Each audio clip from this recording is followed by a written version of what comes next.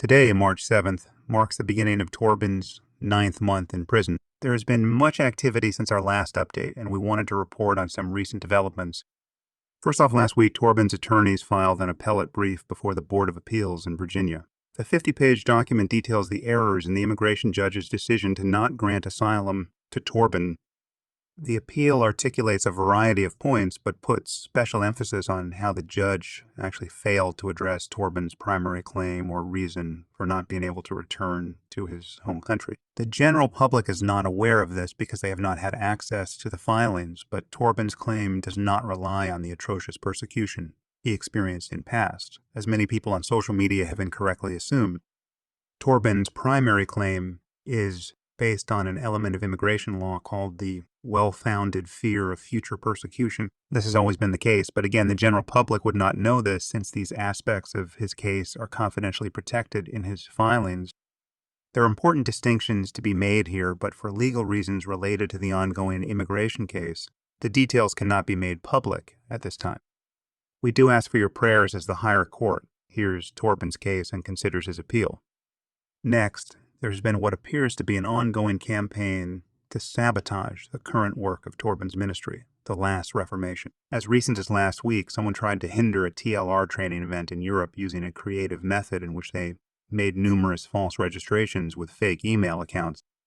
As with most event planning, the registrations are a critical part of being able to anticipate how large a venue you need to secure, how many chairs to rent, how much food to plan for, and how many volunteers you need, amongst other things. So if there are 400 registrations, but 300 of them turn out to be false, that can put stress on the organization for obvious reasons. Torben dealt with this quite a lot when he came to the U.S. in 2019. Someone was going through the effort of creating hundreds of fake email addresses to reserve seats at TLR events. It got so bad they had to start limiting the number of seats that could be reserved per email address and required a refundable $10 deposit in order to get a ticket. Only then did things improve. The sheer volume of effort that has gone into trying to cripple TLR illustrates just how fixated and driven these adversaries are. Many people are asking who is behind this, but honestly, we just ask for you to pray that the Lord would reveal himself to those responsible and convict them to stop. Many of you have also been asking how Torben is doing. Well, he has been in prison for 255 days, and like anyone separated from their family, there are ups and downs. We are encouraged to report that Torben has recently experienced a fresh wave of supernatural joy and strength. He reports having tremendous clarity and excitement about what the Lord is doing in him and the other prisoners. He is actually planning to share a personal update in the coming days, which will be encouraging to many of you all. Of course, Torben desires to be free as soon as possible, but he also knows the Lord is the one that will say when. And while there is progress being made in the effort to secure his release and clear his name, time behind bars always takes a toll. No one is immune to the unique pressures that come with captivity. We see that prison has been a modality God has chosen to use as training and testing ground for many leaders throughout history. After all, 3/4 of the New Testament was written from a prison cell. Torben's calling has always been to point people back to the book of Acts. It is a simple discipleship life which is led by the Holy Spirit, where the kingdom of God's transforming and life-giving power shows up in all places where people are. His ministry was modeled after the early church and its leaders. And of course, many of those early leaders went to prison for their Christian faith. One of the hardest parts of wrongful imprisonment cases like this is what Torben's loved ones are going through. It is almost as if they are in prison alongside him. Torben's wife, Lena, has been the rock of their family while Torben has been away. Her strength and dedication is remarkable and inspiring. For those who do not know, Lena is a musician and singer, and she recently felt the Lord tell her to make a public declaration of her trust and faith in Jesus, even in the face of the injustice she is fighting against. The next day, she published a powerful YouTube video of herself worshiping God with her voice and guitar. In the spirit, it almost felt like a shofar was being blown from a hilltop before battle.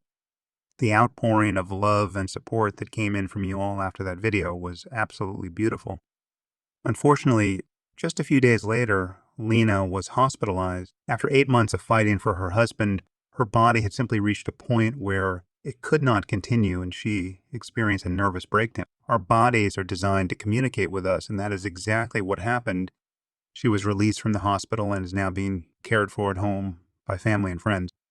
We share this not to cause alarm, rather in a spirit of transparency and honesty. We admit that this is very hard and recognize there is a very real spiritual battle around this entire story. So please, we need your prayers. Prayers for Torben, prayers for his wife and family, prayers for all the defense team, prayers for the judges to have wisdom, and prayers for those who scheme against Torben in the last Reformation. Lastly, over the past few months, resources have become very limited and Torben's defense fund is almost depleted.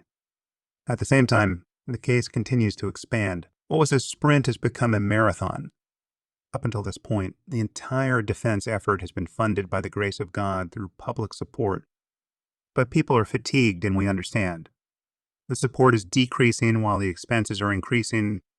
We have no other choice but to ask for help. Please prayerfully consider supporting Torben's Defense Fund at friendsoftorben.com.